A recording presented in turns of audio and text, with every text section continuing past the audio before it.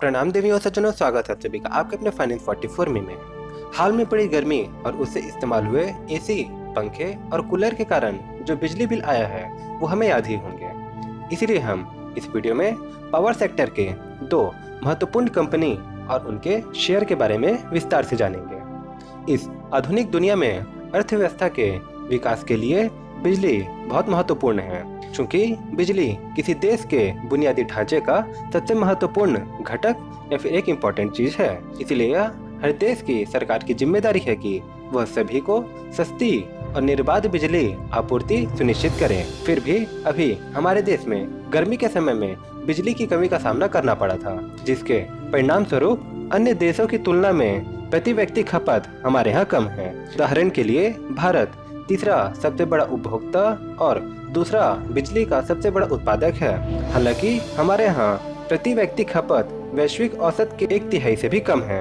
हालांकि 2040 तक भारत में बिजली की मांग 3 गुना बढ़ने की उम्मीद है, जो कि इन कंपनियों के लिए ही फायदेमंद होने वाला है। भारत थर्मल, हाइड्रो, सौर, पवन और परमाणु जैसे बिजली की विविध स्रोतों का घर है। फिर भी हमारे यहाँ थर्मल स्रोत से अपनी अधिकांश बिजली आवश्यकताओं को पूरा करते हैं, जिसमें दो मशहूर प्राइवेट प्लेयर अडानी और टाटा पावर कार्य करते हैं। अडानी पावर अडानी समूह का एक हिस्सा है। वर्तमान में यह 12,450 मेगावाट बिजली का उत्पादन क्षमता वाली भारत की सबसे बड़ी ताप विद्युत कंपनी है। इसके ताप विद्युत या फिर thermal power plant Gujarat, Maharashtra, Karnataka, Rajasthan और छत्तीसगढ़ में स्थित है। इसके अलावा इसका गुजरात में 40 मेगावाट का सौर ऊर्जा संयंत्र भी है। कोयला आधारित super critical thermal power plant स्थापित करने वाली यह दुनिया की सबसे पहली कंपनी है, जिसे 2010 में मुंद्रा में स्थापित किया गया था और इस प्रोजेक्ट को क्योटो प्रोटोकॉल के स्वच्छ विकास तंत्र के तहत पंजीकृत किया गया था। अभी कंपनी की 7,000 मेगावाट से अधिक क्षमता वाली बिजली प्लांट का काम चल रहा है, जिससे उत्पन्न बिजली को बांग्लादेश को निर्यात किया जाएगा। इस परियोजना की योजना झारखंड, मध्य प्रदेश, गुजरात, राजस्थान और कर्नाटक में है। भारत में उत्पन्न कुल कोयले और लिग्नाइट आधारित बिजली का 6% अडानी पावर से आता है। इसके अलावा भारत देश में बिजली उत्पन्न क्षेत्र में निजी क्षेत्र द्वारा किए गए सभी निवेशों का 16% अडानी पावर द्वारा किया गया है। टाटा पावर टाटा समूह का हिस्सा है। टाटा पावर पूरी पावर चेन में मौजूद है। यह भारत की सबसे बड़ी एकीकृत बिजली कंपनी है, जिसमें पारंपरिक और conventional, renewable energy, power services, next generation customer solution, जिनमें solar rooftop, electric vehicle charging station और होम ऑटोमेशन शामिल है। Clean, cheap and abundant power is one of the basic ingredients for the economic progress of a city, state और a country। ये कहना था श्री जमशेदजी टाटा, जो कि टाटा ग्रुप के फाउंडर हैं। 1915 में टाटा पावर ने भारत का पहला हाइड्रो इलेक्ट्रिक पावर स्टेशन स्थापित करने वाली पहली कंपनी थी। उस समय इसे टाटा इलेक्ट्रिक के नाम से जानते थे। टाटा की सहायक कंपनी और संयुक्त संस्थाओं द्वारा मिलकर इसकी कुल 13,515 मेगावाट की बिजली उत्पादन क्षमता है, जिसमें से 34% क्लीन एनर्जी से आता है। इसके अलावा कंपनी 3,532 किलोमीटर के ट्रांसमिशन नेटवर्क को और पूरे भारत में 4 लाख किलोमीटर से अधिक के वितरण नेटवर्क का प्रबंधन करती है। टाटा पावर 100 वर्षों से अधिक इस बिजली क्षेत्र में उपस्थित है, जो करीब 1 करोड़ 20 लाख से ज्यादा ग्राहकों को सेवा प्रदान कर रहा है। उत्पाद और सेवाएं। अडानी पावर जहां बस थर्मल और सौर ऊर्जा से बिजली उत्पन्न करती है, वहीं टाटा पावर थर्मल एनर्जी के साथ साथ रिन्यूएबल एनर्जी का भी उपयोग कर बिजली उत्पन्न करती है।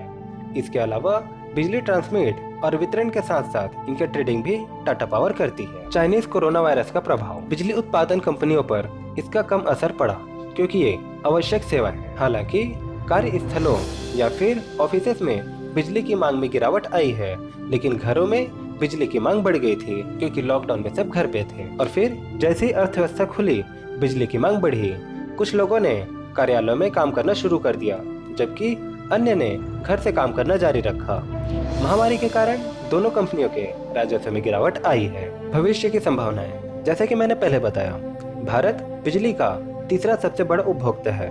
हालांकि इसकी प्रति व्यक्ति खपत वैश्विक औसत से काफी कम है, लेकिन सरकार की पहल पावर फॉर ऑल का उद्देश्य सभी को बिजली प्रदान कर भारत को एक निर्माण केंद्र बनाना है। नतीजतन यह क्षेत्र आगे बढ़ेगा। अडानी पावर बढ़ती मांग को पूरा करने के लिए नए और मौजूदा संयंत्रों में अपनी क्षमता बढ़ाने पर ध्यान केंद्रित कर रहा है। इसी तरह टाटा पावर अक्षय ऊर्जा में प्रवेश कर रहा है और नवीनीकरण ऊर्जा पोर्टफोलियो को आक्रामक रूप से बढ़ा रहे हैं। राजस्व या रेवेन्यू ग्रोथ।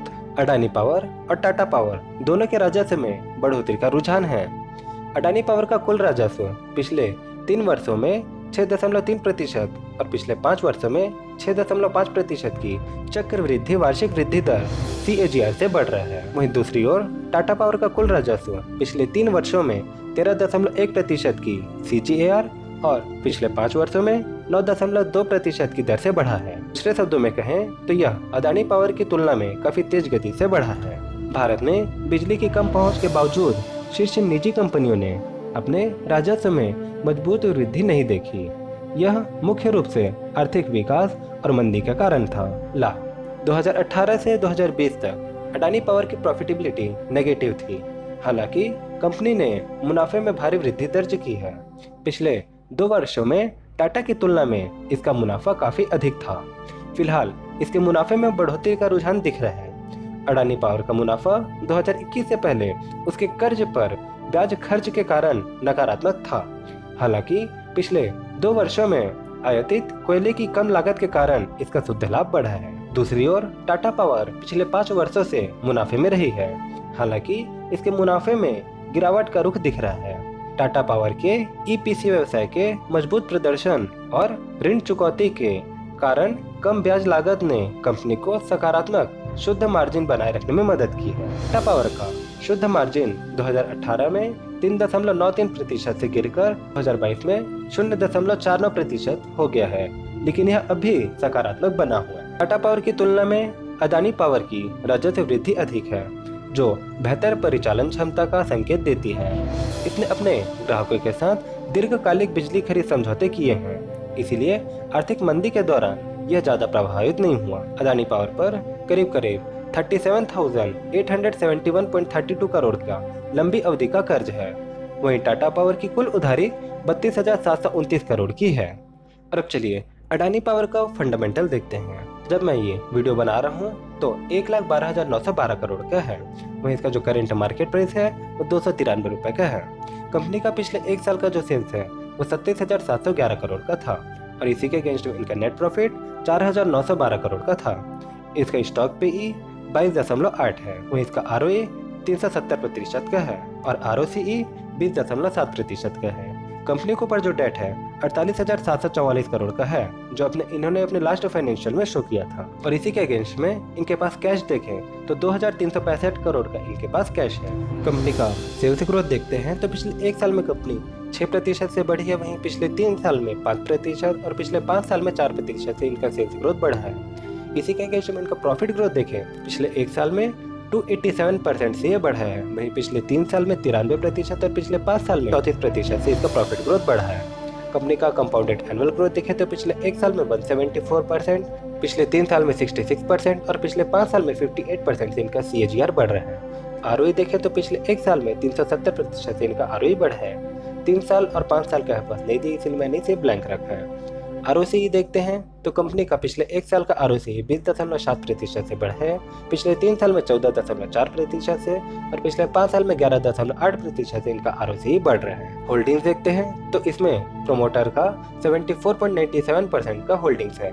वहीं फॉरेन इंस्टीट्यूशन के इसमें 11.34%, डोमेस्टिक इंस्टीट्यूशन का 5.53% तो बाकी बचा 18.15% का स्टेक पब्लिक के पास है। और अब देखते हैं टाटा पावर के बारे में। और इसका करंट मार्केट कैप जब मैं ये वीडियो बना रहा हूँ तो 70,729 करोड़ का है और इसका जो करंट मार्केट प्राइस है 221 रुपए है।